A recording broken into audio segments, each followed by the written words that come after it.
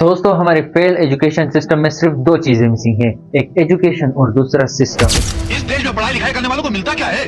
सारी जिंदगी माँ बाप की दौलत और मेहनत को बर्बाद करके लड़के डिग्री हासिल करते हैं। उसके बाद नौकरी के लिए ठोकरे खाते फिरते हैं। आज का स्टूडेंट अंधेरे में नहीं जानता कि बड़ी से बड़ी डिग्री पाने के बाद उसे नौकरी मिलेगी जाती है। इस बात को कोई समझता ही नहीं। उल्टा उंगली उठा के सब यही कहते हैं कि स्टूडेंट्स का दिमाग खराब हो गया है, डिसिप्लिन नहीं। एक स्टूडेंट 12 साल तक इंग्लिश में 95% लेता है और फिर भी वो इंग्लिश नहीं बोल पाता। इससे बड़ा एजुकेशन फेलियर क्या हो सकता है? प्रॉब्लम्स करूंगा, थ्योरीज पढ़ूंगा, पुराने पेपर देखूंगा, सो जाऊंगा, मर जाऊंगा, पर उठूंगा नहीं। तो क्या किया तूने? हर सब्जेक्ट में theory, practical, viva, lab work, external, internal, majors, minors, assignment, project, thesis, महीनों तक नहाना भूल जाते हैं हम लोग। ट्रांसपेरेंसी इंटरनेशनल के रिपोर्ट के अकॉर्डिंग पाकिस्तान में सबसे टॉप पर पुलिस, सेकंड पर जुडिशरी और थर्ड पर एजुकेशन सिस्टम में सबसे ज्यादा करप्ट लोग मौजूद है। माँ बाप, टीचर लोग, गली का वॉचमैन भी हमसे पूछता था, और भैया कैसी चल रही है आपकी तैयारी? भाग बेंचो, तुमको क्या करना है?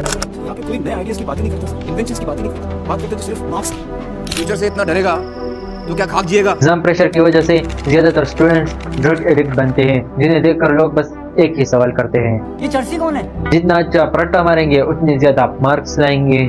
Sir, machines are any combination of bodies so connected that their relative motions are constrained, and by which means force and motion may be transmitted and modified as a screw in its nut or lever arranged turnabout fulcrum or pulley bar pivot, etc. Especially in construction, more or less complex, consisting of a combination of moving practical knowledge, levers, scans, etc. और यही teachers और parents को चाहिए। हमें science English के बजाय अपनी mother tongue में हासिल करनी होगी, तभी हम साइंस को समझ पाएंगे। अगर सारे पेरेंट्स समझदार होते तो क्या ये दुनिया समझदार लोगों से बड़ी नहीं होती? हमेशा टीचर को इम्प्रेस करना होगा, वरना आपको पनिशमेंट मिलेगी। स्टूडेंट्स के लिए सबसे मेन चीज होनी चाहिए फाइनेंशियल एजुकेशन, जिसका एजुकेशन सिस्टम में दूर दूर तक नामो निशान नहीं है।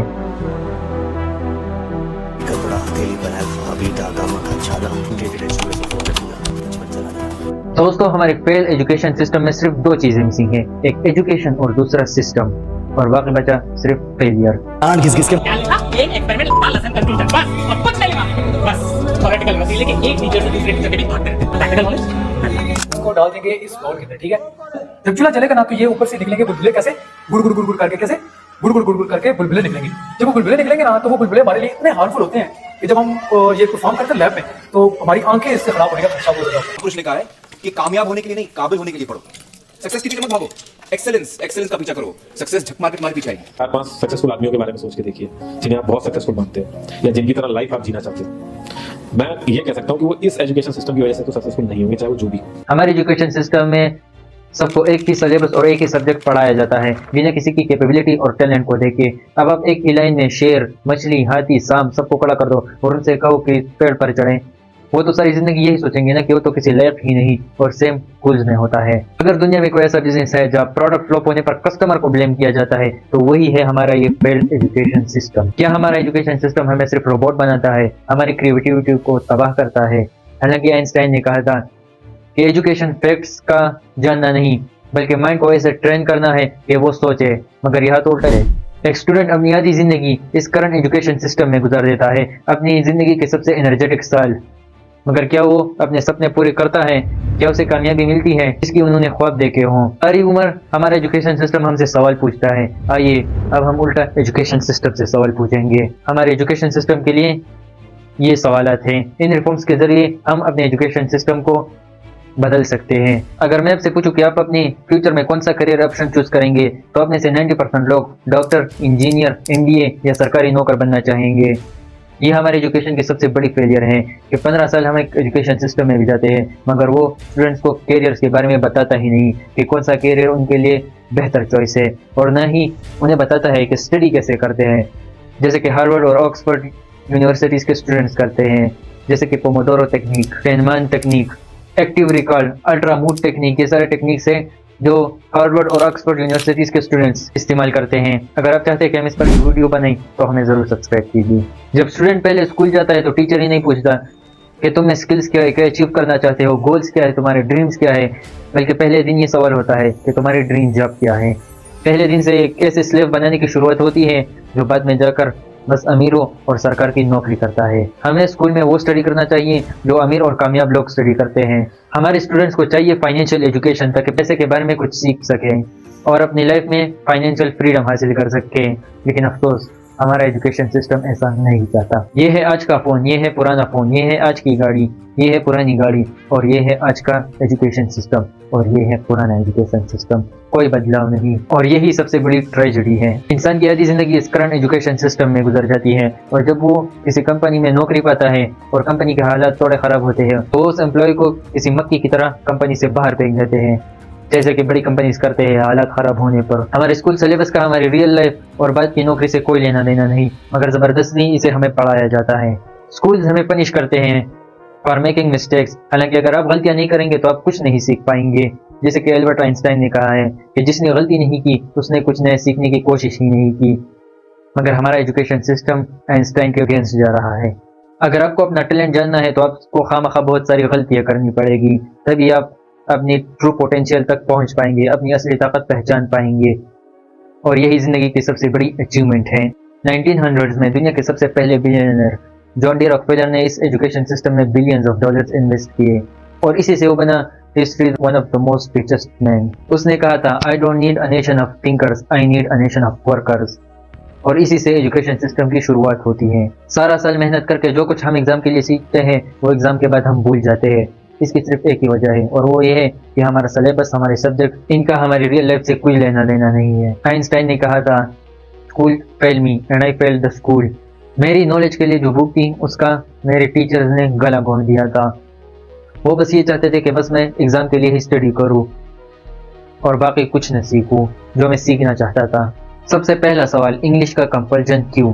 जापान में साइंस जापानीज में ही पढ़ाते हैं, चाइना में मैंडरिन में ही पढ़ाते हैं साइंस, रशिया में रशियन में साइंस पढ़ाते हैं, लेकिन हमारे यहाँ सिर्फ इंग्लिश में, जो किसी को नहीं आती, और बस वो रट्टा लगाकर बात को खत्म करते हैं। हमारी problem English as a language से नहीं बल्कि English as a language of instruction से है। ब्रिटिशर्स इंडिया पे रूल कर रहे थे तो उन्हें दो चीजों की बहुत कमी थी, वर्कर्स और क्लर्क्स की, और दूसरा कम्युनिकेशन विद इंडियंस। तो थॉमस बेबिंगटन मैकॉले ने हमें इंग्लिश एक्ट ऑफ 1835 दिया। तो वर्कर्स और क्लर्क्स चाहिए थे जो ज्यादा क्रिएटिव ना हो, बस चुपचाप डेस्क पे बैठे और अपना काम करे, और यही सिस्टम आज तक राइज है। 12 साल तक एक बंदा 95% मार्क्स इंग्लिश में लेता है मगर कभी वो इंग्लिश बोल नहीं पाता, तो इससे बड़ा फेलियर क्या हो सकता है?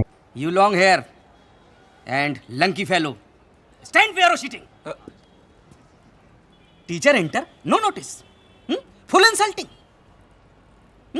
You mother father's manners, this. हमें साइंस अपने मदर टंग में ही सीखना चाहिए, और इससे ही हमें फायदा होगा और हम नॉलेज हासिल कर सकेंगे। दूसरा सवाल है पेरेंट्स और टीचर्स का प्रेशर। हमारी सोसाइटी में अगर आप अपने पेरेंट्स से किसी बात पर डिसएग्री करते हैं तो आप बदतमीज हो, आप मिसबिहेव कर रहे हैं। 95.5%, 95.6%, 95.7%। हर बच्चे की अपनी खूबी होती है, अपनी काबिलियत होती है, अपनी चाहत होती है, लेकिन नहीं, हर उंगली को खींचकर लंबी करने में लगे हैं सनम। लगे रहो, चाहे उंगली क्यों ना टूट जाए। आप अपने पेरेंट्स को डिसओबे करेंगे तो आपको मारेंगे। ऐसे पेरेंट्स और बड़े मानते हैं कि स्ट्रिक्ट पेरेंटिंग यहाँ होना बहुत जरूरी है, इसी की वजह से बच्चे रिस्पॉन्सिबल और कॉन्फिडेंट बनेंगे, हालांकि ये चीज गलत है। ज्यादातर रिपोर्ट्स ने साबित किया है कि जो बच्चे स्ट्रिक्ट पेरेंटिंग और मारपीट में बड़े होते हैं वो डरपोक और अनकॉन्फिडेंट होते हैं, वो फेलियर्स फेस नहीं कर सकते, उनका कॉन्फिडेंस और सेल्फ स्टीम बहुत ज्यादा लो होता है। या फिर माँ बाप कहते हैं कि हमारा बच्चा तो या इंजीनियर या डॉक्टर या CSS UPSC या फिर सरकारी नौकर ही बनेगा। अब तो यही कहेंगे कि हमारे जमाने में ये होता था, वो होता था, तो तुम भी वैसे ही करो, हालांकि ये माँ बाप की गलती है। उन्हें जमाने के साथ खुद को अपडेट रखना चाहिए, और यहाँ पेरेंट्स को अपनी नॉलेज बढ़ानी चाहिए बजाय इसके कि वो बच्चों पर गुस्सा हो। यहाँ पर अगर आपने अपने पेरेंट्स को कन्विंस भी कर लिया तो फिर वो आपकी सपोर्ट नहीं करेंगे, वो आपको कहेंगे कि अगर अपनी मनमानी करनी ही थी तो जाकर आप खुद करो, वो आपसे पीछे हट जाएंगे, और यहाँ आपका सेल्फ स्टीम और कॉन्फिडेंस और लो हो जाएगा। सरकारी स्कूल्स का हाल तो है ही तबाह हाल, लेकिन अगर प्राइवेट स्कूल्स पर आए तो यहाँ टीचर्स को अथॉरिटी फिगर समझा जाता है। आपको उन्हें हमेशा इम्प्रेस करना पड़ेगा, छोटे बाल रखने पड़ेंगे, हालांकि सब साइंटिस्ट के बाल बड़े थे। स्ट्रेट लाइन में चलना होगा। असेंबली में अगर मुंह इधर उधर किया तो ऐसा थप्पड़ मारेंगे कि आप खुद ही भूल जाएंगे कि आप कहाँ खड़े हैं, जो कि ये चीज बहुत ज्यादा गलत है। ज्यादातर टीचर्स पब्लिकली ह्यूमिलिएट करते हैं, इसकी वजह से स्टूडेंट का कॉन्फिडेंस बर्बाद हो जाता है। टीचर सब्जेक्ट्स को कैरियर्स के साथ कनेक्ट ही नहीं करते। आप बायोलॉजी पढ़ रहे हो तो आप बॉटनिस्ट बन सकते हो, एनवायरमेंटलिस्ट, जूलॉजिस्ट, माइक्रोबायोलॉजिस्ट या फिर मैथ्स में स्टैटिशियन, लेकिन नहीं, इन सब की बात नहीं होती। हमारे एजुकेशन सिस्टम का नॉलेज से कोई लेना देना नहीं। अगर एक चीज से लेना देना है तो वो है बस तोते की तरह रट्टा मारना। हमारे ज्यादातर स्टूडेंट्स चर्सी और ड्रग एडिक्ट बनते हैं, जिन्हें देखकर बस मन में एक ही सवाल उठता है, ये चर्सी कौन है? इस देश में पढ़ाई लिखाई करने वालों को मिलता क्या है? सारी जिंदगी माँ बाप की दौलत और मेहनत को बर्बाद करके लड़के डिग्री हासिल करते हैं। उसके बाद नौकरी के लिए ठोकरें खाते फिरते हैं। आधी जिंदगी पढ़ाई में गुजर जाती है, आधी जिंदगी ठोकरें खाने में गुजर जाती है। तो क्या फायदा है पढ़ाई हासिल करके? उल्टा पढ़ाई लिखाई हासिल करने के बाद मेहनत मजदूरी करते हुए शर्म आती है, क्योंकि दिमाग की दीवार पर डिग्री की छाप लग जाती है। क्या फायदा है इसका स्कूल में पढ़ाई हासिल करके? यहाँ प्रॉब्लम सिर्फ पेरेंट्स या टीचर्स की नहीं बल्कि पूरे इकोसिस्टम की है। अगर किसी स्टूडेंट का दिल पढ़ाई में नहीं लगता और वो कहता है कि मुझे गेमर बनना है या फिर यूट्यूब करना है या फिर स्पोर्ट्स में जाना है, तो क्या उसके माँ बाप उसे शाबाशी देंगे कि जाओ अपने टैलेंट को पहचानो? नहीं, वो उसे ज़बरदस्ती पढ़ाएंगे, क्योंकि हमारे माँ बाप भी इसी इकोसिस्टम का हिस्सा रहे हैं। तीसरा है रट्टा मार लर्निंग क्यों। आप ज़्यादा रट्टा मारेंगे, आपको उतने ही ज़्यादा मार्क्स आएंगे और आप अच्छी जॉब हासिल करेंगे, मगर नॉलेज क्या? नॉलेज का तो दूर दूर तक कोई सवाल पैदा नहीं होता। तो क्या ये है एजुकेशन? लर्नर्स 4 तरह के होते हैं। एक होते हैं विजुअल, दूसरे हैं ऑडिटरी, तीसरे हैं रीडिंग और राइटिंग वाले, और चौथे होते हैं किनेस्थेटिक्स। विजुअल लर्नर्स वो होते हैं जो ग्राफ्स को देखकर डेटा को समझते हैं। ऑडिटरी लर्नर्स वो होते हैं जो सुन के इंफॉर्मेशन कलेक्ट करते हैं। रीडिंग राइटिंग वाले वो होते हैं जो किसी चीज को रीड करके या राइट करके इंफॉर्मेशन कलेक्ट करते हैं। और चौथे किनेस्थेटिक्स वाले जो एक्सपेरिमेंट या पजल से एजुकेशन हासिल करते हैं। मगर हमारे यहाँ तो बस रट्टा लगाओ और बात खत्म। फिनलैंड में टीचर्स को फुल फ्रीडम है कि वो डिसाइड करे कि बच्चे के लिए कौन सा सिस्टम सही है। यही वजह है कि Finland is the world happiest country because it has the world best education system. Albert Einstein ने कहा था कि एवरीबॉडी इज अ जीनियस, लेकिन अगर आप एक मछली की एबिलिटी को जज करोगे इस पर कि वो पेड़ पर चढ़ पाती है या नहीं, तो वो तो सारी उम्र यही सोचेगी ना कि वो तो किसी काम के लायक ही नहीं। बैक बेंचर्स फेलियर नहीं होते बल्कि वो अलग होते हैं। चौथा है why are students going abroad. हमारे काबिल स्टूडेंट्स बाहर पढ़ने के लिए जाते हैं, यस ये उनका पर्सनल डिसीजन है, मगर हमारे मुल्क में ऐसे काबिल स्टूडेंट्स के लिए कोई जगह नहीं। ये हमारे एजुकेशन सिस्टम के लिए एक बहुत बड़ा शेम है। बाहर रहना इतना आसान नहीं है, या तो आप टैक्सी चलाएंगे या मैकडॉनल्ड्स में नौकरी करेंगे। जब एक मुल्क की नौजवान नस्ल की सबसे बड़ी अचीवमेंट ही ये हो कि वो उस मुल्क को छोड़ जाए, तो उस मुल्क का कुछ नहीं हो सकता। पांचवा है कंपटीशन डेट किल्स। हर स्टूडेंट ये कहता है कि पढ़ाई एक प्रेशर है, और इसी वजह से ज्यादातर स्टूडेंट्स सुसाइड करते हैं। तो किसकी वजह से? एग्जाम प्रेशर की वजह से, या 99% से ज्यादा लाने की दौड़ में। हर जगह काउंसलर्स होने चाहिए ताकि वो स्टूडेंट्स को गाइड कर सके। मगर हम इन सब के लिए सॉल्यूशंस किया है। सबसे पहला, जितने भी मिनिस्टर्स के बच्चे हैं उन सबको सरकारी स्कूल में पढ़ाया जाए, तभी इन स्कूल्स की हालत इम्प्रूव होगी।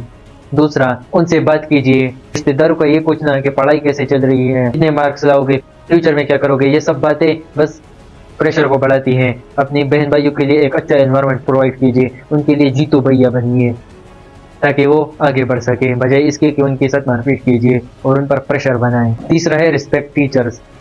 अगर हमारे माशरे में टीचर को नाकामयाबी के तौर पर देखा जाएगा तो स्टूडेंट्स कामयाब कैसे होंगे? डेवलप्ड कंट्रीज में टीचर को एक हाईली रेपुटेबल प्रोफेशन के तौर पर देखा जाता है, क्योंकि वो नौजवान नस्ल को परवान चढ़ाते हैं, उन्हें बनाते हैं, उनकी जहन साजी करते हैं। सबसे बड़ी एजुकेशन घर पर ही हासिल होती है।